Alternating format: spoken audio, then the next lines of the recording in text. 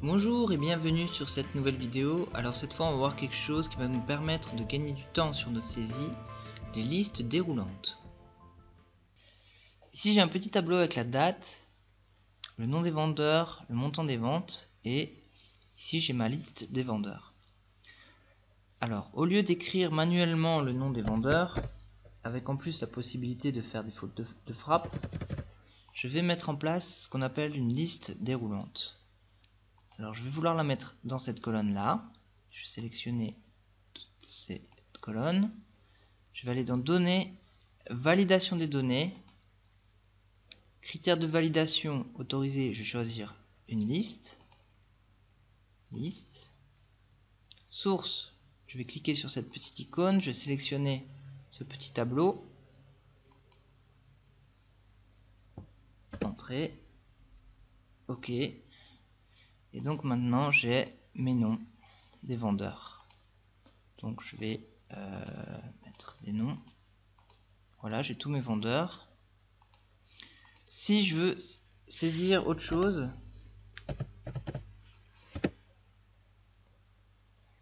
ici je vais avoir une erreur.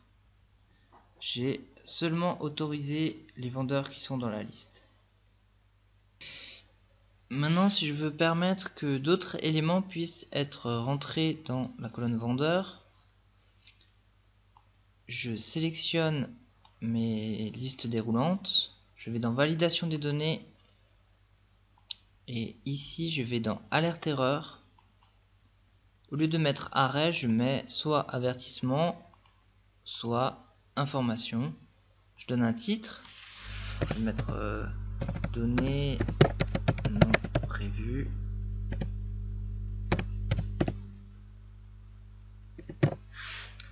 Je peux mettre un message d'erreur, donc je vais mettre données non prévues aussi. Juste pour voir ce que ça donne. J'appuie sur OK. Maintenant, si j'écris quelque chose qui n'est pas dans cette liste, je vais mettre n'importe quoi, j'appuie sur Entrée. Et voilà, j'ai un message, données non prévues. Si j'appuie sur OK, il me le prend quand même. Maintenant, si je veux ajouter un vendeur, je tape juste le nom du vendeur, ici de la vendeuse. Je vais étirer un peu mon tableau. Je vais sélectionner mes listes. Je vais dans validation de données. Et ici la source.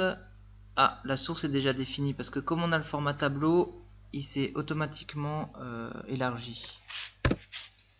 Donc je vais faire OK. Et donc là, j'ai le nouveau nom.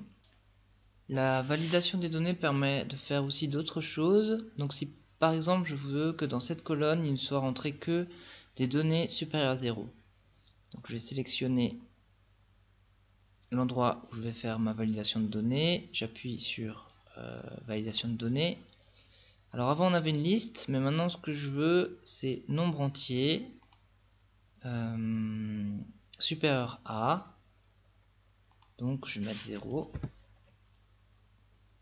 OK. Et maintenant si j'écris moins 4 par exemple, voilà, ma zone est restreinte. Dans le même ordre d'idée, je vais peut-être vouloir dans cette colonne là qu'on ne puisse entrer que des dates comprises entre le 1er janvier et le 31/12. Je vais sélectionner ma zone, je vais aller dans validation des données, autoriser date comprise entre donc le 1er janvier 2016 disons et date de fin 31/12/2016. OK. Et maintenant si je veux rentrer une date qui n'est pas dans cette zone, le 2 février 2015, j'ai un message. Et si par exemple je mets le 12/12/2016, ça passe. Et voilà pour cette petite vidéo, j'espère que vous allez devenir bientôt des cracks d'Excel et je vous dis à bientôt pour la suite.